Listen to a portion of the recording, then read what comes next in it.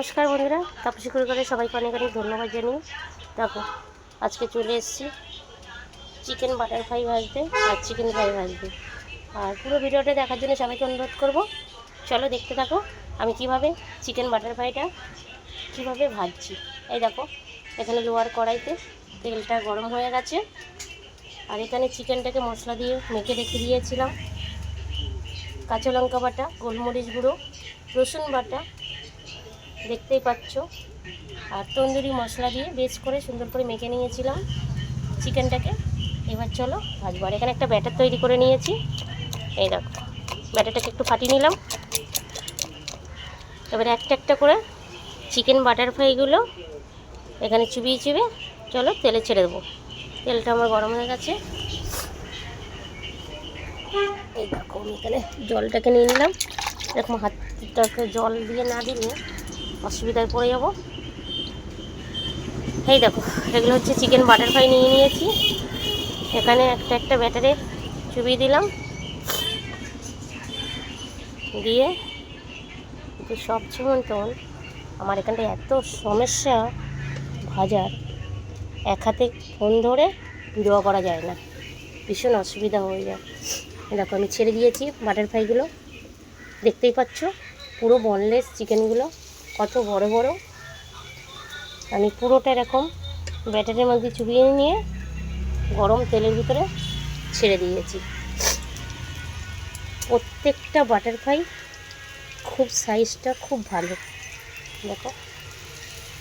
চলো এবার আমি এই চিকেন বাটার ফ্রাইগুলো একটা করে পাল্টি মেরে দিই। এই দেখো খুব সুন্দর হয়েছে, দেখতেই পাচ্ছ। আর আমার মতন এরকম বাড়িতে যারা যারা চিকেন বাটার ফ্রাই বাড়িতে নিজেরা তৈরি করে খাবে, তারা অবশ্যই আমার এই ভিডিওটাকে ফলো করো। দেখতে পাবে যে আমি কীভাবে কী কী মশলা ব্যবহার করেছি। প্রত্যেকটা ভিডিওয় আমি বলে দিয়েছি যে কীভাবে বাটার ফ্রাইটা তৈরি করবে। এই দেখো পুরো চিকেন বাটার ফ্রাইগুলো আমার রেডি হয়ে গেছে। এই দেখো এরকম তেল ঝরিয়ে তুলে নেব। এই আমাকে লাল এই ঝুড়িটা দেবে, হ্যাঁ এই ফ্রিজের পাশেই আছে, দেখো কি বলছি। তেল ঝরছে এখন,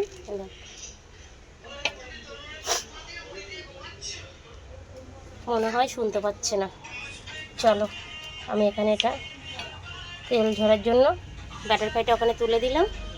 দেখো তেলটার ভিতরে এখান থেকে আবার চলো চিকেন ফ্রাইগুলো এবার ছেড়ে দেবো। এখানটায় নিয়ে নিলাম, ওটা ওখানে তেল ঝরুক, এবার ছাড়ছি। দেখো চিকেন ফ্রাই এগুলো উইজ আছে, উইজগুলোও এরকম ঠিক একটা একটা করে এরকম ব্যাটারে চুবিয়ে প্রত্যেকটা চিকেন ব্যাটার ফ্রাই একই রকম হয়েছে দেখো।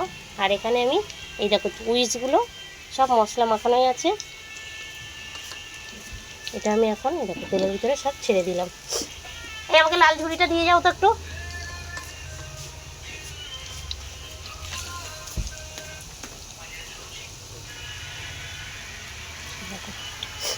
একসাথে অনেকগুলো ছাড়া যায়, এটাই হচ্ছে বড় কড়াইতে করলে সুবিধা।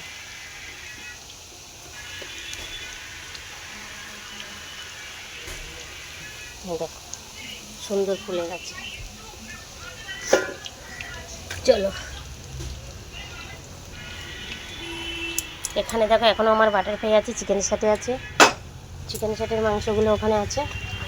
এবার এই তেলটা ঝরে গেছে, এইটার উপরে দাও লাল ঝুড়িটা, এই কড়াইটার উপরে দাও। এই দেখো পুরো তেল ঝরিয়ে এই ঝুড়িতে রেখে দিলাম। এবার আমি চিকেন ফ্রাইগুলো পুরো পাল্টি মেরে দেবো। এই দেখো পুরো রেডি হয়ে গেছে একদম। আর এই সাইডে এগুলো ফেলে দেবো। চলো গ্যাসটাকে একটু বাড়িয়ে দিই।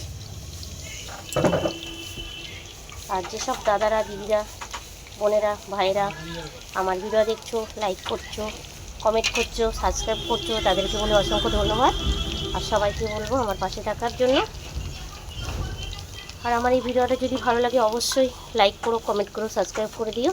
সবাই ভালো থেকো। দেখো আমার এখানে এটা তুলে নিয়ে যাচ্ছি, এই দেখো প্রত্যেকটায় হয়ে গেছে। আবার নতুন নতুন ভিডিও নিয়ে তোমাদের সাথে শেয়ার করবো।